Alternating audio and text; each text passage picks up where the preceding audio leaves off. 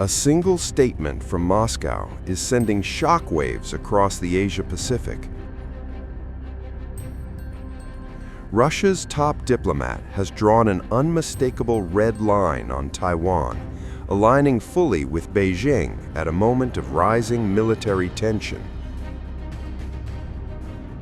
At the same time, Japan is rearming at record speed, and regional fault lines are hardening. This is no longer just rhetoric, it's a warning shot.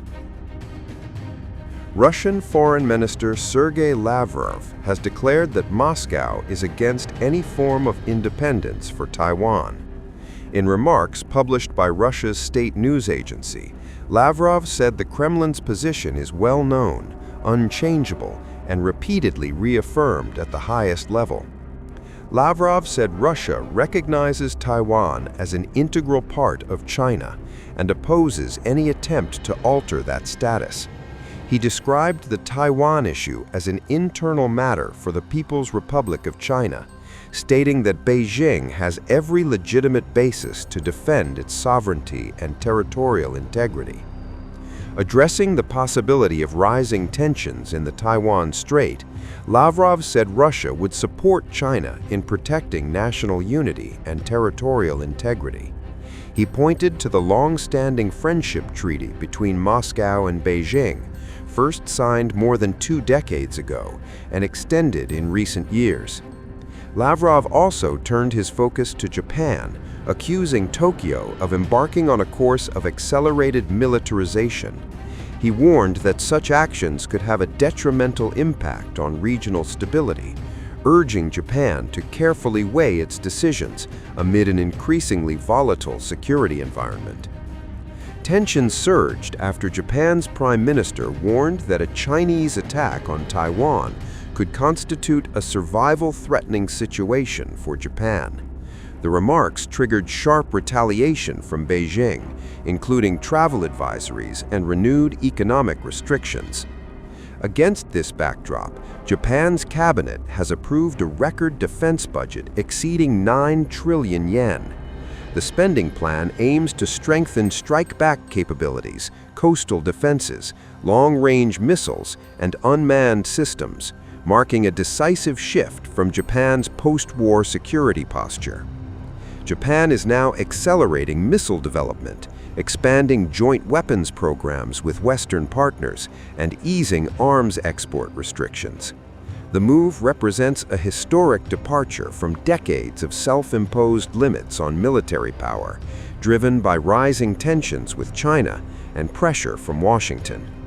This budget is strictly the absolute minimum necessary as our nation faces the most severe and complex security environment since the war to fully uphold Japan's defense. And it will not in the least alter the 3 non-nuclear principles, the commitment to exclusively defensive defense or Japan's path as a peaceful nation.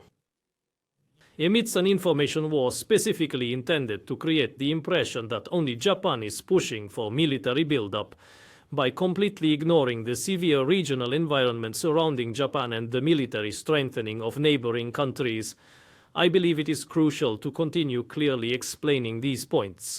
These budgets will steadily advance a drastic strengthening of our defense capabilities to resolutely protect the lives, safety, and peaceful existence of all our citizens amidst a severe security environment.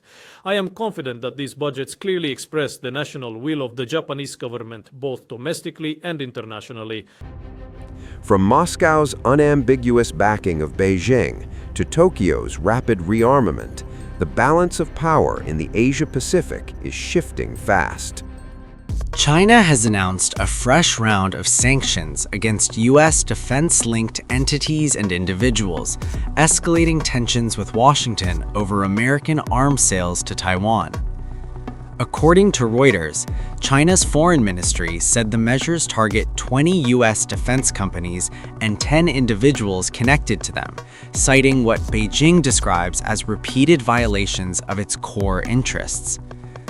The sanctions freeze any assets the listed companies or individuals hold within China and prohibit Chinese organizations and citizens from engaging in business with them. Those sanctioned also face travel restrictions. The Foreign Ministry said individuals on the list, including the founder of defense technology firm Anduril Industries and 9 senior executives from the affected companies, are barred from entering China. Among the firms named are Northrop Grumman Systems Corporation, L3 Harris Maritime Services, and Boeing's St. Louis-based defense unit, which focuses primarily on military and security-related work, Reuters reported. Beijing's move came days after Washington announced an arms package for Taiwan worth approximately $11.1 billion, the largest U.S. weapons sale to the island to date. The announcement drew sharp criticism from Chinese officials, who see any military support for Taiwan as a direct challenge to China's sovereignty claims. Though US side openly announced a major arms deal to Taiwan, seriously violating the One China principle and the 3 joint communiques and undermining China's sovereignty, security, and territorial integrity.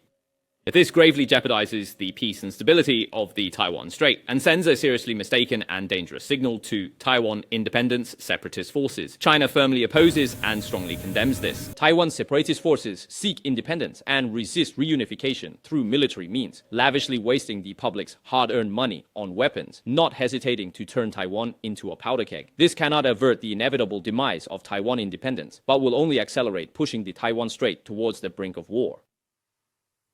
The US side's use of force to aid Taiwan's independence will only backfire, and the strategy of using Taiwan to contain China will absolutely not succeed. The Taiwan issue is the core of China's core interests and the first red line that cannot be crossed in China-US relations, a Chinese Foreign Ministry spokesperson said in a statement carried by state media on Friday. The spokesperson warned that any actions crossing that line would be met with a strong response and urged the United States to halt what Beijing called dangerous efforts to arm the island.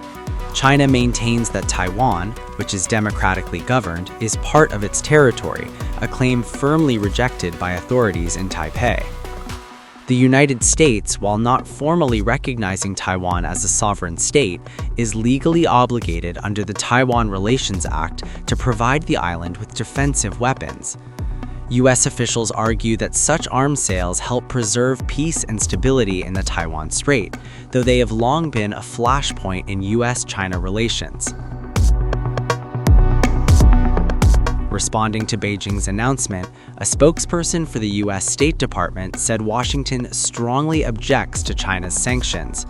The spokesperson noted that the U.S. policy of providing Taiwan with defensive capabilities has remained consistent across 9 different U.S. administrations and contributes to regional stability. The official also criticized China's broader pressure campaign against Taiwan, calling on Beijing to reduce military, diplomatic, and economic coercion and instead pursue meaningful dialogue with Taipei. Analysts cited by Reuters described China's sanctions as largely symbolic, given that U.S. defense companies generally have a limited business exposure in China due to long-standing restrictions. However, the inclusion of Boeing is notable, as China has historically been a major customer for the company's civilian aircraft. Reuters previously reported that Boeing has been in discussions to sell up to 500 commercial jets to Chinese airlines, a deal that would mark a significant breakthrough amid prolonged U.S.-China trade tensions. The latest sanctions underscore how the Taiwan issue continues to drive friction between the world's 2 largest economies.